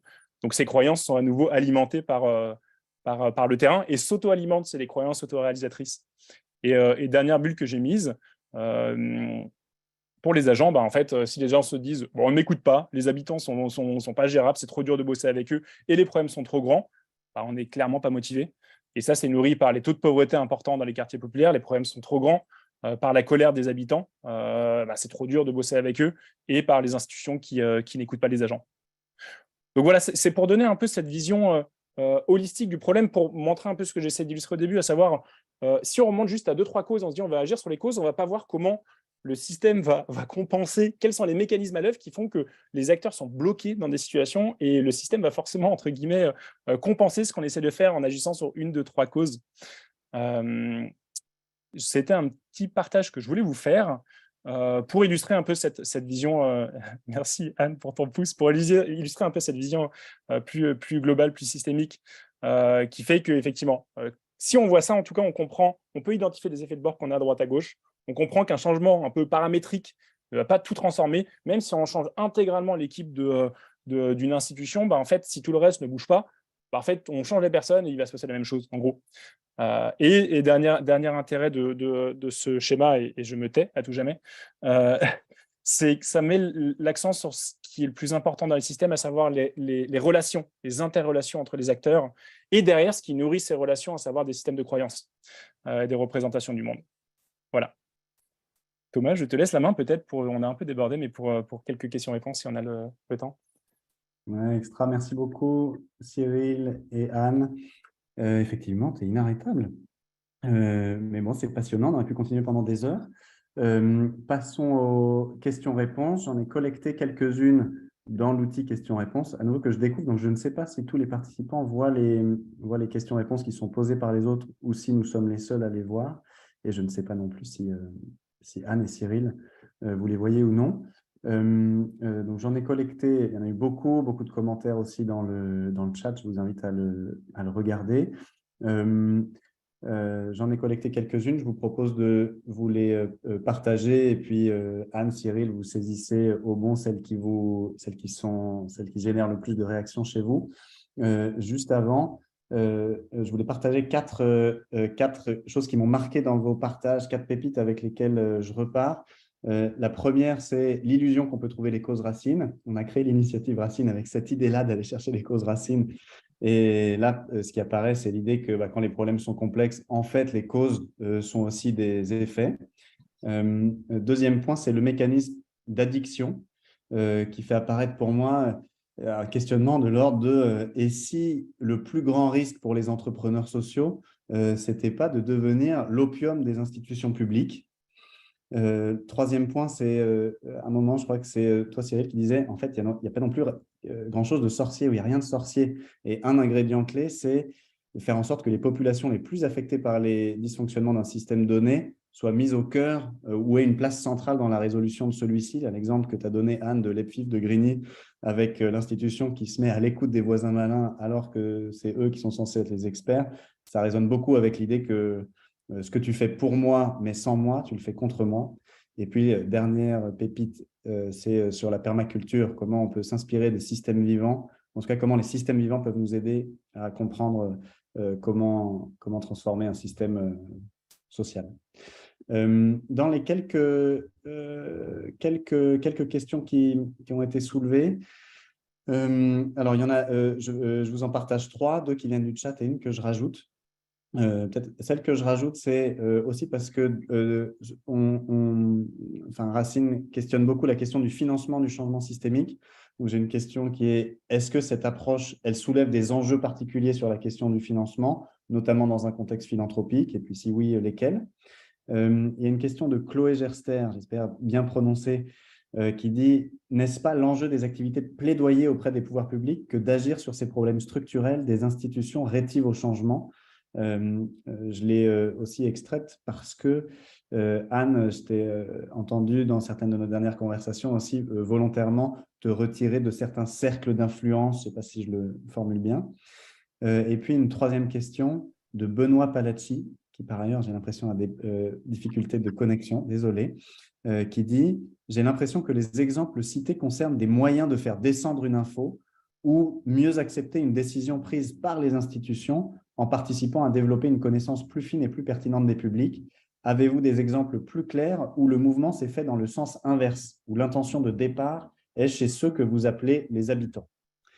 Une question financement, une question plaidoyer pouvoir public et une question sur la place centrale des habitants. Donc, c'est à moi? Oui, plutôt, je crois. OK. Alors, première question sur le financement. En effet, c'est un enjeu, c'est un énorme enjeu parce que je dirais que ça demande du temps et on sait pas tout de suite ce qu'on va trouver, on ne sait pas exactement forcément ce qu'on cherche. Donc, je vous ai dit un peu mon errance. Et là, je dirais que pour arriver à, par exemple, prendre à bras-le-corps cette opportunité de travailler sur des sujets concrets avec des agents de la préfecture, des habitants sur certains de nos territoires, je vais devoir dédier du temps vraiment à ça, alors que pour le moment, je suis encore en pilotage de voisins malins qui certes a arrêté de grandir au bout de 10 ans et déjà dans des frontières connues, dans une logique de laboratoire sur nos territoires et d'alliance avec d'autres associations. J'ai vu que Territoire Zéro Chômeur était présente à La Réunion, donc on a plusieurs d'entre eux sur nos quartiers qui font du voisin malin de leur côté. Donc cette logique-là, malgré tout, elle se pilote et il y a 200 salariés chez Voisins Malins, 80% sont des habitants des quartiers, donc c'est une responsabilité et on ne peut pas être en même temps dans ce pilotage et la mobilisation des acteurs et d'autre part dans je dirais un nouveau rôle qui est un rôle de découverte, d'exploration et un rôle où quand on est dans le pilotage, on doit porter un drapeau, on doit démontrer, on doit embarquer. Quand on est dans un rôle d'approche systémique, c'est complètement déstabilisant et là, je vais être plutôt dans un rôle de création de conditions, d'animation et de faire équipe avec d'autres qui ne sont pas voisins malins. Donc, il y a un sujet financier pour passer cette étape-là et on est vraiment là aujourd'hui chez Voisins Malins. Et si on n'arrive pas à dégager, à embarquer des gens qui ont envie de partir avec nous dans cette approche un peu aventureuse, on aura du mal à y arriver vraiment, à la faire exister comme on le souhaiterait. Et elle est fondamentale en même temps pour l'avenir du projet et de l'équipe. Sur le plaidoyer, je dirais que le plaidoyer, c'est rentrer dans des systèmes de pouvoir et de contre-pouvoir. Et donc, c'est une logique d'affrontement, de guerre et de stratégie. Voisin malin, c'est pas du tout là-dessus qu'on se situe. Aujourd'hui, on est vraiment dans le fait, et dans ces logiques de pouvoir, il y a des organisations qui sont hyper nécessaires et prévues pour ça, d'habitants, de personnes qui représentent et qui vont se confronter dans une forme de lutte à des systèmes de pouvoir institués. C'est super important que ça existe. Mais ce n'est pas la voie qu'on a choisie, Voisin malin, dès l'origine. On est, nous, dans une forme de coopération, en imaginant qu'il y a des marges importantes qui ne sont pas exploitées, liées à une mécompréhension des fausses représentations. Et c'est là-dessus qu'on a travaillé. Donc, y compris dans notre manière d'embarquer le service public et les institutions, on va le faire à l'échelle de la proximité. Et certes, il y a un pouvoir, je vous parlais du préfet, il va dénormer. Je dis, vous pouvez permettre que vos agents ils fassent des gaudrioles comme ils veulent, sans porter vos éléments de langage et sans vous rapporter tout ce qu'ils font en étant dans une confidentialité assurée et en les encourageant, en les primant pour ça, et alors qu'ils ont peur si vous ne leur dites pas. Donc ça peut se faire dans une échelle. Et là, il va y avoir une expérience où on va plutôt créer de la confiance, qui va permettre de dire des choses qui ne se disent jamais et qui va permettre de trouver des solutions ensemble. Voilà, donc c'est pour ça que le plaidoyer, comme tu disais très justement, Thomas, c'est pas la voie. J'ai essayé de voir, j'ai exploré, mais je me suis retirée de ça et je pense que c'est pas notre moyen qui nous correspond, c'est plus l'approche un peu de diffusion comme la permaculture. Et là, c'est un peu la contagion, et on fait du porte-à-porte, on organise le bouche à oreille, la diffusion par le bouche à oreille. Donc, c'est un peu ça qu'on va faire sur le terrain. Et puis, la troisième chose sur descendre l'info, en réalité, on est toujours dans une forme de dialectique entre eux. Il faut aller voir les gens, il faut un sujet qui soit important pour eux et utile. Donc ça, on construit souvent avec une institution, mais on vérifie qu'il est utile. Les voisins malins ne vont jamais porter un sujet si c'est pas important pour eux. Sinon, ils n'en ont rien à foutre. Ils vont convaincre personne. Donc, il faut que ce soit important. Donc, on valide par les voisins malins. Mais si on n'a pas de raison d'aller voir les gens et qu'on ne va pas leur parler de la pluie et du beau temps, donc il faut qu'ils puissent s'intéresser, qu'ils savent que ça va ils vont avoir une petite victoire, ils vont avoir un truc sympa, on ne peut pas ouvrir les portes, donc on ne peut pas les écouter. Mais quand on est en dialogue avec eux, là, ils nous disent plein de trucs. Et là, c'est là qu'on voit émerger des sujets. Donc, on a, nous, porté des sujets, par exemple, sur l'alimentation, qui était un sujet sur lequel on n'avait pas de partenariat. On est allé chercher des partenaires, puisque les voisins malins avaient identifié que c'était un sujet très fondamental qui croisait plein de dimensions. On a porté aussi le sujet des personnes âgées isolées. Donc, on est allé chercher des partenaires parce que les voisins malins étaient rencontrés énormément de personnes qui étaient encore moins connues que les autres, puisqu'on considère que les quartiers populaires, c'est les quartiers jeunes. Donc, il y a plein d'offres pour les jeunes, même si elles ne rejoignent pas forcément les gens. Mais pour les personnes âgées, c'est un autre sujet. Et de plus en plus d'isolement et des personnes qui sont aussi, je dirais, qui ont vieilli en France, qui n'ont pas leur famille, qui ne parlent pas bien le français. Enfin, voilà. Donc, ça, c'est pour ces deux exemples que je donne. Mais il y a aussi l'autre, enfin, on est sur les deux dimensions. Mais on n'est jamais prescripteur. On n'est jamais, enfin, encore une fois, si les voisins malins ne valident pas le sujet et l'intérêt et sa véridiction, ils vont pas y aller, ils vont pas le porter. Ils habitent le quartier, ils engagent leur crédibilité. Et pour eux, s'ils sont chez voisins malins, c'est qu'ils ont envie de changer la réalité des habitants. Mais ce n'est pas d'être le bras armé d'une institution. Ça, ce n'est pas du tout leur motivation. Et d'ailleurs, dans la préparation des messages, il y a des confrontations très fortes, mais en vase clos, avec nos commanditaires sur des éléments de langage qu'il faudrait qu'on transmette et qu'on invalide de notre côté. J'arrête là. Merci beaucoup. Donc, Voisin malin n'est pas l'agence marketing des institutions ou des commanditaires.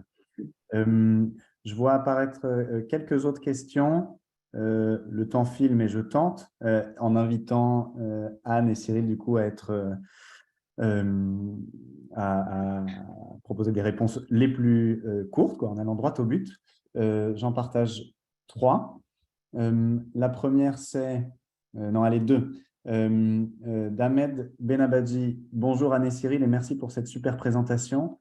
À partir du lumineux plat de spaghettis des dynamiques en jeu, je crois que c'était slide de Cyril, as-tu, Cyril, une approche à proposer pour identifier les fameux points de levier? Une fois qu'on a compris le système, qu'est-ce que la modélisation peut nous dire sur l'action?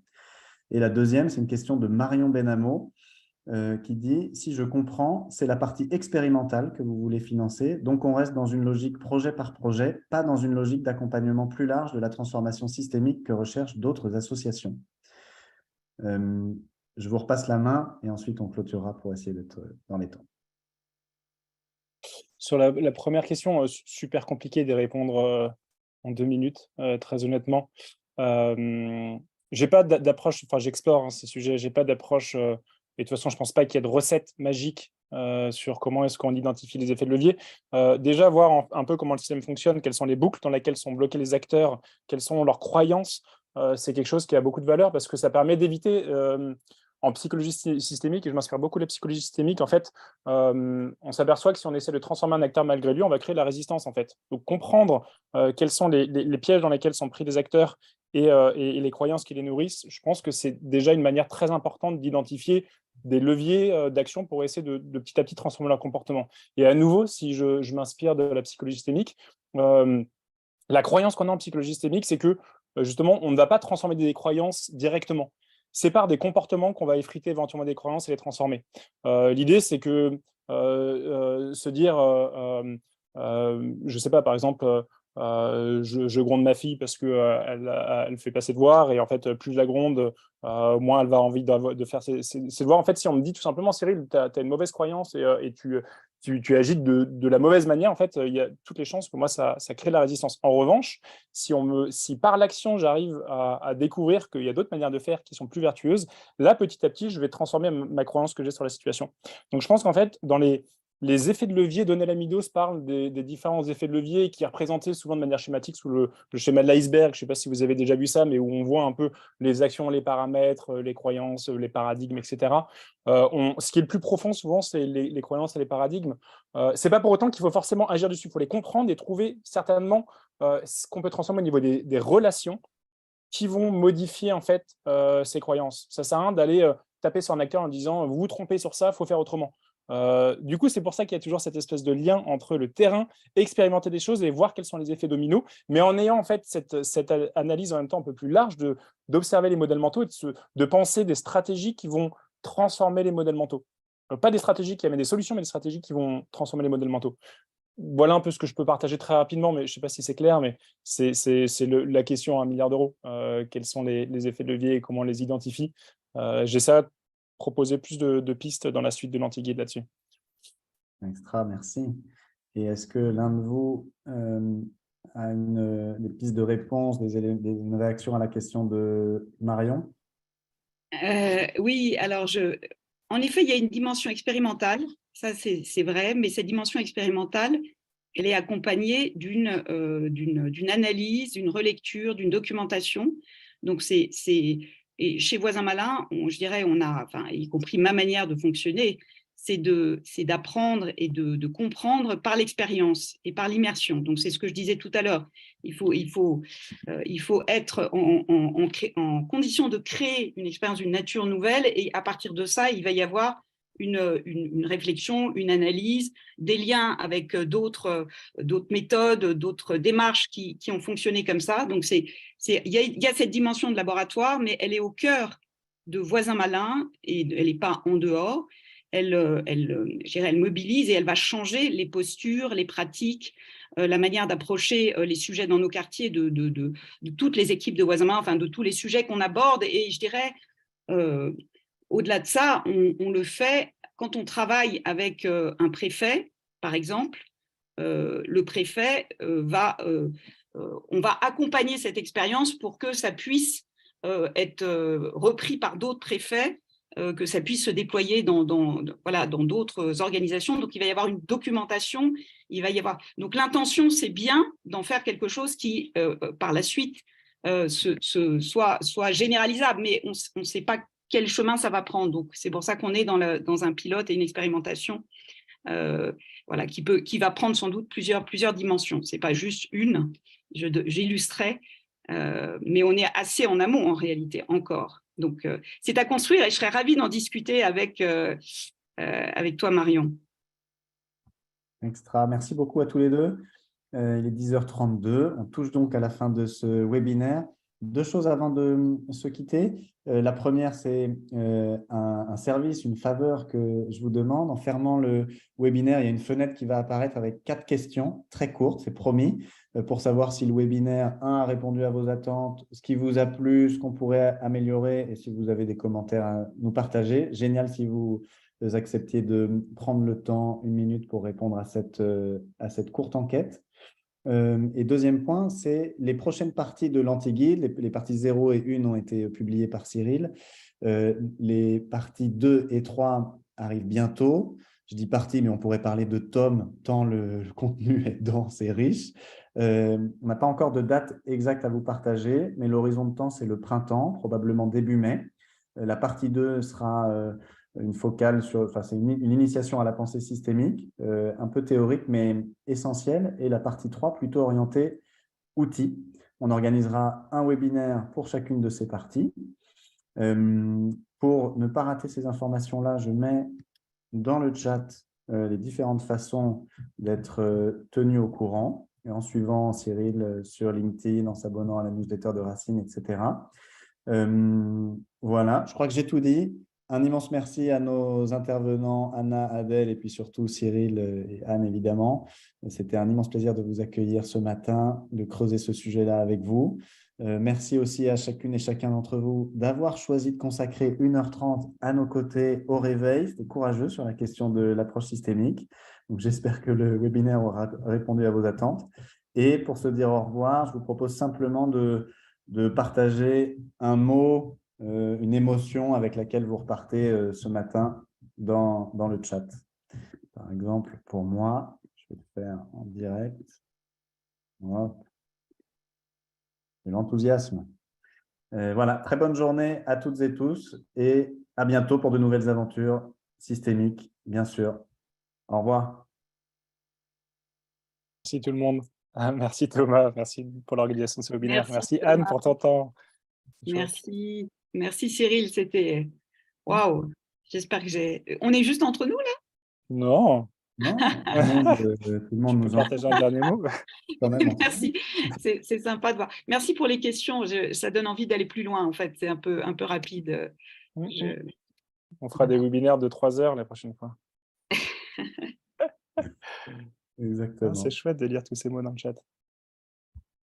Et oui, je vois, je lis inspirant, concret, complexité, percutant, challenge, enthousiasme, cercle, lumineux, profond, gratitude, avenir. On pourrait faire un nuage de mots. Challenge. Challenge. Moins seul. Moi seul. OK pour 3 heures, nous dit Ahmed.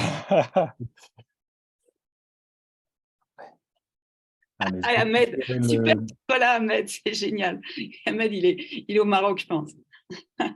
dans des approches plus rurales, écotouristiques. C'était une des questions d'ailleurs que je n'ai pas fait ressortir là, mais sur est-ce que Voisin Malin envisageait des actions dans des contextes plus ruraux? Je crois que les commentaires, ça y est, j'imagine, enfin, les participants sont majoritairement partis. Je vous propose, les amis, de nous quitter ici. Très bonne journée à tout le monde. Merci beaucoup. Ciao, ciao. Bonne journée, à bientôt. Cyril. Salut. Thomas, c'était chouette aussi ton animation. Merci pour les lève-tôt.